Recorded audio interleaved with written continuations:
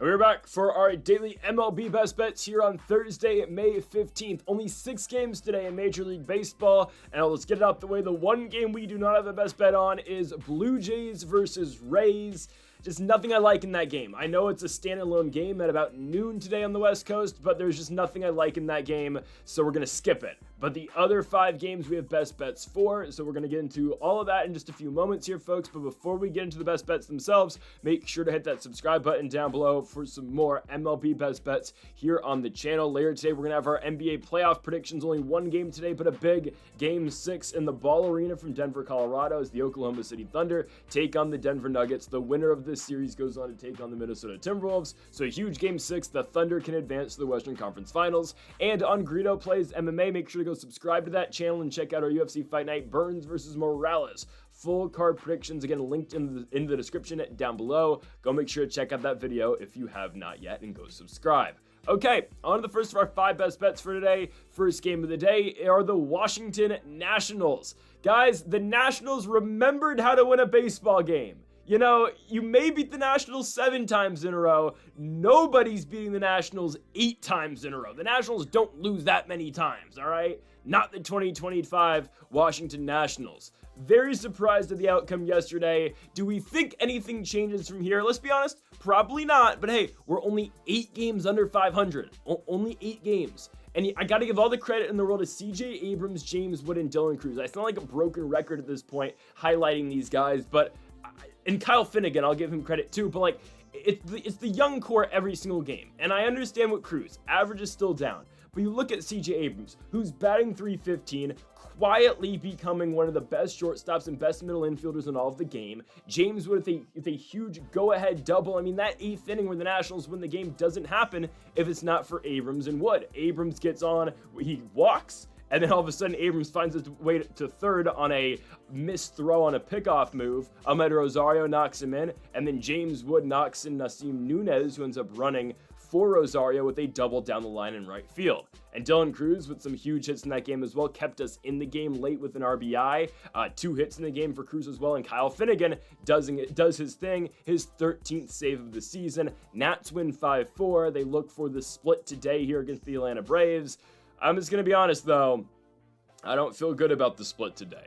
I just don't. So that's why we're staying away from Nationals Moneyline today. I said I was taking a hiatus from Nationals Moneyline for a while. Guys, it's probably returning tomorrow. I'd have to imagine the Nationals are favored to beat the Orioles tomorrow just because of the pitching matchup. I understand the game's in Baltimore, but Mackenzie Gore versus Kyle Gibson, I hope the Nats are favored. If not, that's going to be a mega play for us tomorrow, but we'll get to that one again tomorrow. Today, the best bet, CJ Abrams over 1.5 total bases. Why? Because the guy's elite. He is. I mean, look at what CJ Abrams is doing this season, right? Batting .315, 5 home runs, 15 RBI. Finally got the power going again on Tuesday with a home run against the Braves. Yesterday, 2 hits, and obviously the Nationals don't win that game if it's not for CJ Abrams getting on base and wreaking havoc on the base paths.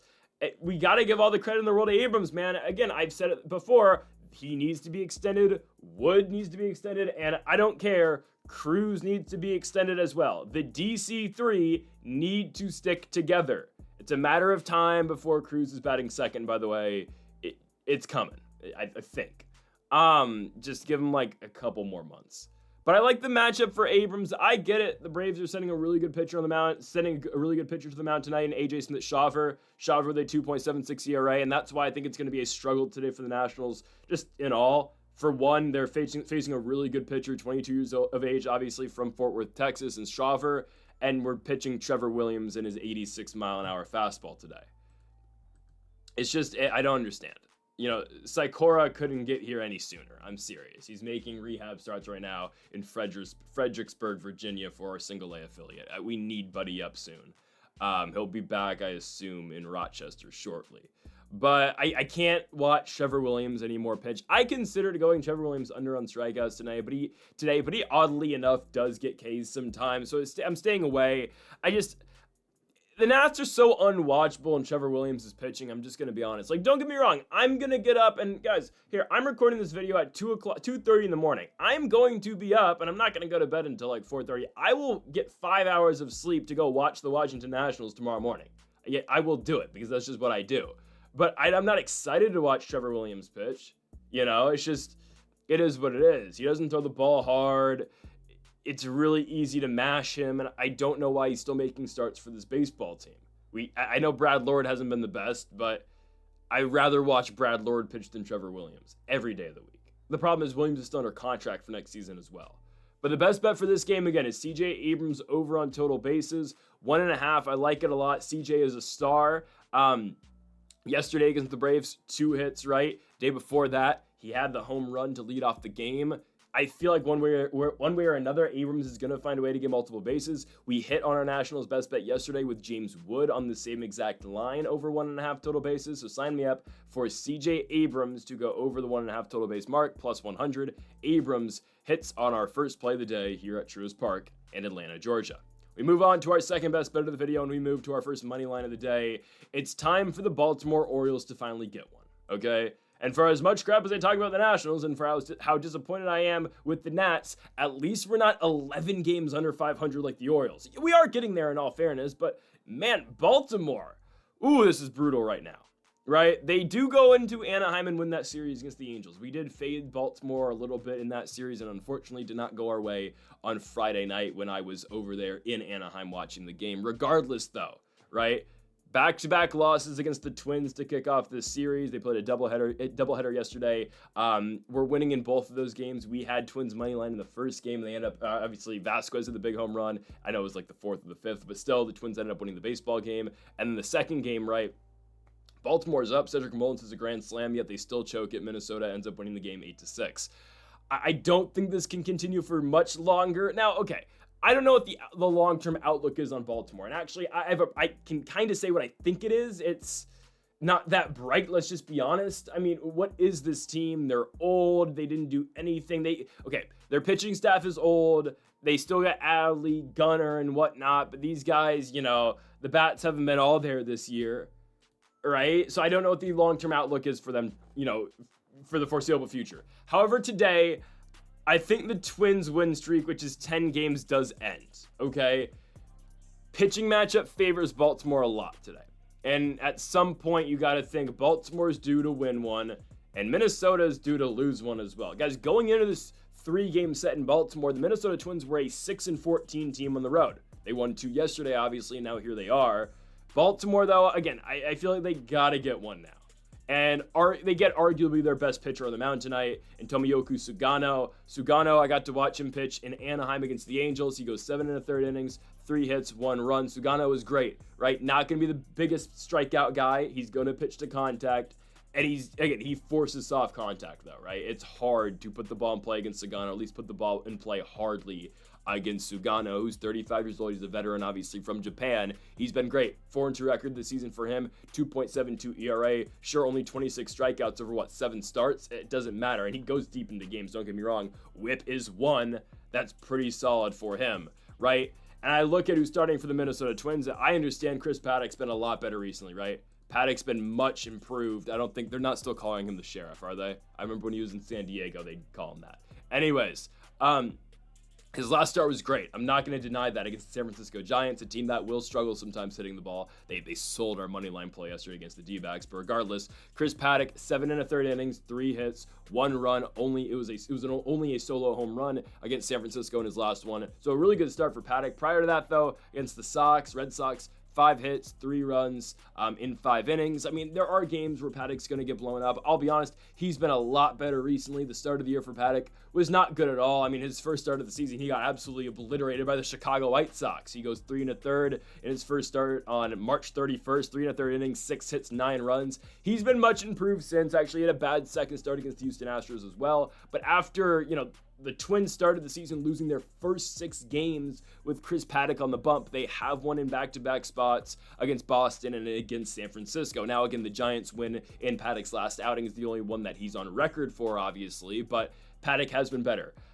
Again, I just feel like the Orioles have got to get one eventually. And this is a game that ultimately does favor them with Sugano on the mound, a guy who I don't expect the Twins to hit all that well. I understand the Twins' bats have been really lethal recently. They've been much better. I do expect Sagano again to force soft contact and really limit the damage, and at the same time, I know the Baltimore bats have been so mid this season, but I will point out a couple things, right? Adley Rutschman's still mid. He's actually been pretty bad this year. Keibert Ruiz is low-key better, even though Rutschman has this, like, the same RBI as Keibert Ruiz. But regardless, Gunnar Henderson is ramping it up, right? This is a guy who didn't get his spring training. He was injured. Basically got to play a month, and now look at, Gunnar, he's batting 280. I'm not concerned about him being an all-star and being still one of the elite players in all of baseball. That's just what Gunnar Henderson is. So there's a bright side. Ryan O'Hearn's been hitting the ball well all year long. Jackson Holliday's been actually pretty good as well. The problem is once you get past really those three guys, it's just like, Cedric Mullins will be good in spots. Kierstad, I guess, can be good in spots. Mountcastle can be good in spots. They don't have the same juice like they've had in the last 2 seasons. But I think in this spot here in particular, they get Chris Paddock, who is a pretty easy pitcher to put the ball in play against. And with Sagano on the bump, a guy who I will say is their ace right now. I think the O's have got to get one. They are favored to win this game at home. And at some point, man, it's like, show some self-respect. You're in the playoffs in back-to-back seasons. You were first-round exits in back-to-back seasons. At home, both of those series. Go win a game here and, give your fans something to cheer about before you likely lose a 3-game set to the Nationals this weekend. I actually think that will happen. We'll see. Give me Baltimore money line, though. Again, hey, the Nats don't got to see Sagano. So Orioles money line minus 135 here at home against the Minnesota Twins. As we go on to our third best bet of the video, and we move to our daily Nerfy of the day. I mean, we were so hot with Nerfies, and I think we still are. Yesterday, just not the best, right? I mean, we get the A's go 1-2-3 in the top of the first with Yamamoto, and then Gunnar Hoglund comes out and immediately gives up a solo home run, his first at-bat against Shohei Ohtani. It is what it is. It's going to happen. Ohtani's doing Ohtani things. MLB posted it like 20 times. Whatever. Today's Nerfy comes from Great American Ballpark here in Cincinnati, Ohio, as we're taking the Nerfy here between the Chicago White Sox and the Cincinnati Reds. The White Sox, guys, quietly have won 4 out of 5 games. Nobody's talking about it because they're the White Sox and because they are now only 15 games under 500. And I've always said this all year. And by the way, the White Sox are on a 3-game winning streak. They are looking for the sweep today against the Reds, a team that, once was at a pretty good spot. They ran into the Nationals, believe it or not, and started losing games, and now they're 4 games under 500. Anyways, they are trying to avoid the sweep today against the White Sox, which sounds insane, but we don't care about that. We're going to the Nerfy. Guys, I've been saying the White Sox pitching staff's actually pretty good. I've been the conductor of the hype train on the White Sox pitching staff is pretty decent. Now, the problem is Bryce Wilson's not really part of that campaign, unfortunately. This is a guy with a 4.88 ERA on the season. He's a guy who, kind of makes starts for them. He's an opener of sorts, obviously. He's a reliever, but he does start games at times. In the last couple of games that he's pitched, he has started. ERA at 4.88, but I mean, when I talk about this elite pitching staff, I'm talking about like Sean Burke. Well, I'm not gonna say elite, but like Sean Burke's been decent in spots. Jonathan Cannon I like a lot, and I like Davis Martin too. Honestly, and Shane Smith has actually been very good. Shane Smith, probably the White Sox's all-star this year. I mean, I'd be surprised if he wasn't. Anyways, Bryce Wilson, former starter, now technically just an opener / long reliever. Buddy, we just need 3 outs, okay? We just need 3 outs out of you. And the way the Reds are, they've kind of reverted back into, okay, we're not the best hitting squad. I think Bryce Wilson's able to get us outs. Top of the Reds order, we're looking at a Gavin Lux, who has been hitting the ball very well. I got to give Lux credit, batting 283 on the season. A Santiago Espinal, who's batting 274. And then Elly De La Cruz, who is just a 250 hitter, which is not a bad thing, but CJ Abrams is better than Elly De La Cruz. Austin Hayes is nasty out the 4, and then once you get past those guys, you get the 200 batting Spencer Steer, you get Austin Wynns, you get a Will Benson and Matt McClain. It's just like, okay. Those top guys, great, but I think we are able to get these outs. I really think so. I think Bryce Wilson, again, he is a opener. I think we look at the first inning. Usually openers do fairly well in the first inning. And I think that's what Bryce Wilson will give us. Now, on the flip side, pitching for the Cincinnati Reds is Nick Martinez. This gets tricky because I've never really liked Nick Martinez, I'll be honest. There's been games where, I watched him last year pitch fairly well against the Washington Nationals. My thing with Martinez is he's literally just like, he's Trevor Williams, I'm going to be honest. He's like better than Trevor Williams, but he doesn't throw hard. He's a pitch to contact guy. Actually, he's more put away stuff, if I'm being honest. But right, like Nick Martinez, it is what it is. ERA is at 4.23 this season. I'm just basing this pretty much around the White Sox bats. Like, again, I like their pitching staff. Their bats are just so atrocious. I mean, Meredith in the 1 batting 246, Miggy Vargas batting 214, Cuero, who's been actually really good, their catcher, batting 300. They still got Robert batting in the 4. He had a 2 for 3 day yesterday, now up to 190 on the season, but Robert has been disappointing, and obviously he's still going to be a trade piece at the deadline. It's just his price will be nowhere near what the White Sox wanted it to be. But basically, again, we're basing this pick off of the fact that we don't think the White Sox are able to hit the ball in the first inning, and I think Bryce Wilson's going to be good enough in the first, again, being that opener, to go out there and get those 3 outs.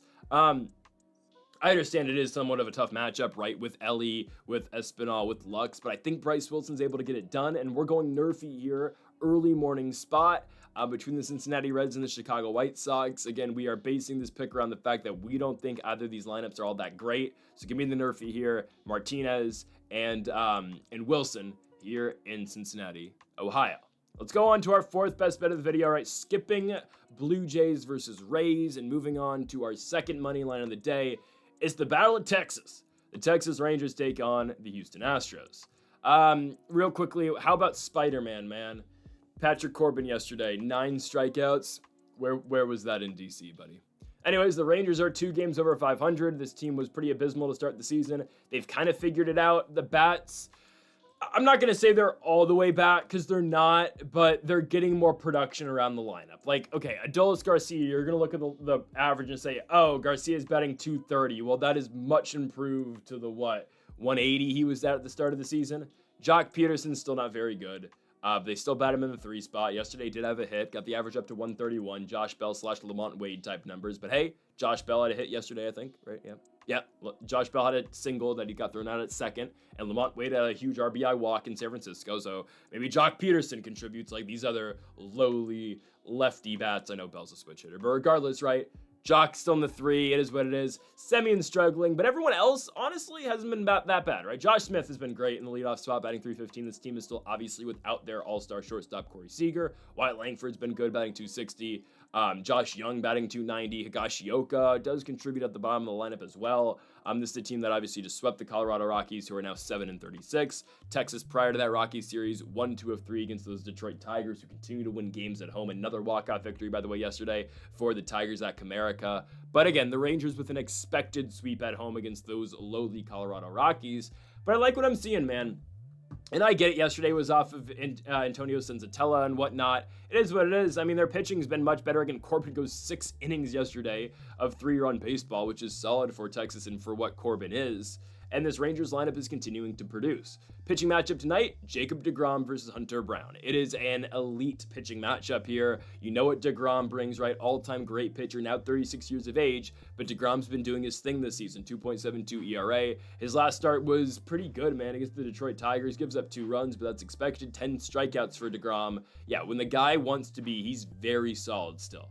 Huge strikeout numbers from deGrom. I mean, I'll look back at that start against the Los Angeles Dodgers. I understand that the Rangers lost that game 3-0 in Texas, but I mean, for deGrom, it's not his fault. Guy goes 7 innings, 3 hits, 1 run. It's a solo shot. He has 7 strikeouts in that game. I mean, the definition of gritty pitching is what Jacob deGrom is, and deGrom still at this age is continuing to produce for his baseball team. Now, Hunter Brown having his best season by far in the majors. This guy has been pretty untouchable this year, I'm not going to lie. Hunter Brown, 1.48 ERA on the season.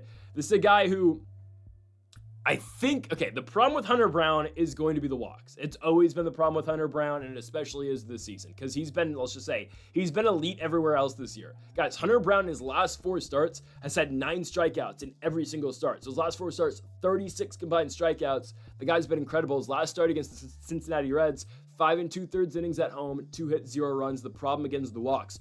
4 walks in that game. Start before that against the White Sox. Did give up 3 runs, 3 walks as well. 4 hits, 6 innings, right? That's the problem with Brown. And ultimately, I think the Rangers are going to win this game because of the fact I believe they're going to be able to build the pitch count here against Hunter Brown. Regardless of if he's striking you out, if he's, again, walking you, those are still pitches. Pitches are pitches, right? And if you can work this count against Hunter Brown, and if you can just get 1 or 2 runs off of him, I get he's been elite. Look back to that Blue Jay start. 7 innings, 2 hits, 0 runs. The start against the Cardinals, 6 innings, 4 hits, no runs, right? Hunter Brown is really good, but if you can work that pitch count, you can usually and hopefully get him out after 6 innings, which again, it's going to be a very difficult 6 innings at the plate. I completely understand. But if you can work those counts, you get him out, and then you get to that Houston bullpen, which isn't bad by any stretch of the imagination, but obviously much more manageable than Brown. At the same time, even if the Rangers don't score and don't have a great output tomorrow or today in terms of scoring, well, you get Jacob deGrom on the mound, a guy who is pretty shut down, and I think he will realize the spot. He knows the competition he's up against today, pitching on the other side for Houston. I mean, I would hope that he's able to hold Houston to a pretty low number scoring as well. The Astros coming off of winning 2 of 3 against the Kansas City Royals. I'll be honest, the Astros are a team that we really don't talk about often. They're good. You know, I mean, I don't really know what else to say. This is a good team. I don't know if I want to say good. They're a middling team. They're 22-20, right? Jordan's still on the IR, so there's that, the IL. They do sometimes struggle to produce runs, but I mean, Christian Walker has been much better since his abysmal start to the season. Jose Altuve still doing his thing. Jeremy Pena has been very good for this team. Went 4 for 4 yesterday for the Astros against the Royals. So like Isaac Paredes as well has been pretty good and a really good power bat for them right now, batting in the 3 spot. But I think the Rangers get the better of them today. Again, I like Jacob deGrom a lot, and I think the Rangers lineup again is slowly but surely improving, and I think Texas will win this game at home. Again, it's all really going to come down to the bullpens because I expect Brown and deGrom to both be really good today here in Arlington, but ultimately I do think the Rangers get the better side of this one. Give me Texas money line here at home against the Astros, -125 for, again, the Rangers here at home. Let's move on to our final best bet of the video, and we go to Los Angeles, California for the 3rd consecutive day. I did consider going A's money line today because, again, like we've said for the first 2 games of this series between the Dodgers and the A's, the pattern that the Dodgers have been on since, May 3rd, is it? Yeah, since May 3rd is win 1, lose 1, win 1, lose 1. I mean, they have traded wins and losses, again, since May 3rd. The record is now still 13 games over 500. They could do this for the rest of the season and be fine, but they're 28-15, likely. They're 28-15. They're a good team. I'm not going to deny that. And I thought about going A's money line tonight. The reason I am laying off is because I found way better spots, I think, personally, with Baltimore and with Texas, like we just talked about. And Osvaldo Bido kind of turns me away from the Dodgers tonight. Guys, I'm going to expect a lot of runs today. Over-under is 9.5. It's the highest line in all of the games played today in the 6-game slate. I would expect a bunch of runs, and I expect that to go over. Guys, Osvaldo Bido is going to give up runs. It's just a guy who gets hammered a lot. I'm going to be honest. Not much swing and miss stuff. Not a lot of stuff I really like out of Osvaldo Bido. I expect the Dodgers to really hit him up. And then you look at on the other side, right? Matt Sauer pitching tonight for the Dodgers. This is an opener, obviously, for them, but it's a bullpen game pretty much for Los Angeles. Okay, we'll see how deep Matt goes into the game, but the pick for us, right, is Jacob Wilson. I said this the other day, I'm going to say it again. Jacob Wilson is playing like one of the best players in all of baseball, let alone just being a rookie. He's batting .354. I understand the home run numbers aren't completely there, but I mean, hell, 5 home runs. He had 2 the other day, 26 RBI on the season. And we always go back to this Dallas Braden quote, and really the thing that I always hear every single time I watch the A's and I hear Braden talk about Wilson, and it's true. You can't get the ball past this guy. He's hard to strike out, and he's always putting the ball in play. Yesterday, sure, Wilson goes over 4. All of 4 of those outs are in play, though. It's just one of those nights, but it's baseball, right? Things are going to fall eventually. And the reason why we're going to Jacob Wilson is because the game prior to that, in the scheduled A's win, because of the Dodgers win 1, lose 1 mentality right now, the 50-50 mindset. And on that game on Tuesday, Jacob Wilson had a lot of bases. Again, we need over 1.5. Jacob Wilson in that game had 10 total bases, 2 home runs, and 2 singles in a game in which he went 4 for 5, right?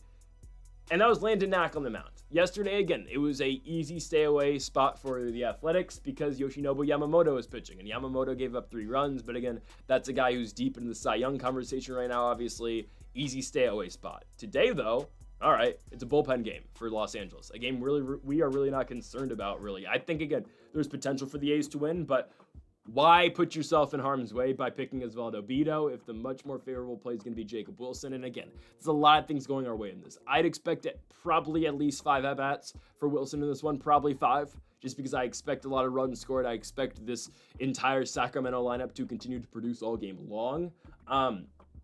And for Jacob Wilson, he bats leadoff, so obviously he's going to get the most at-bats possible in this game, and I expect out of 5 at-bats, I do think Jacob Wilson is going to go 2 for 5 at the very least. I'm not even talking about him getting extra bases with those hits. I'm saying, again, 2 singles wins it for us. So if Jacob Wilson does go 2 for 5, we are completely set in this baseball game. Again, the fact that he bats leadoff, the fact that they're on the road guarantees 9 innings of at-bats for the A's. It just, everything kind of goes our way, and that's why I love taking guys like Jacob Wilson, like a CJ Abrams, guys who bat leadoff, because they get so many opportunities to get up to the plate, step it in the box, and get us this line. So I'm taking Jacob Wilson here. I think, again, there's a lot of opportunities that are going to be presented for himself within this Dodgers pitching staff, or pitching, with the bullpen coming in. I'm getting a little bit concerned that there's a chance they might try to stay away from Jacob Wilson, but it's kind of hard to, again, when he's your leadoff hitter, because he does have so much protection around the lineup. Again, sure, it's going to become a thing soon. I think if he continues to hit the way that he does, like, all right, watch out for this Jacob Wilson guy, right? He's an automatic base knock. He's an automatic base runner to start every inning when he's up, or start every game for that matter. But you really can't do that again at times when he is the leadoff man. He's got so much protection around him. I know Soderstrom hasn't been the best recently. Brent Rooker's a roller coaster sometimes. Same with Lawrence Butler.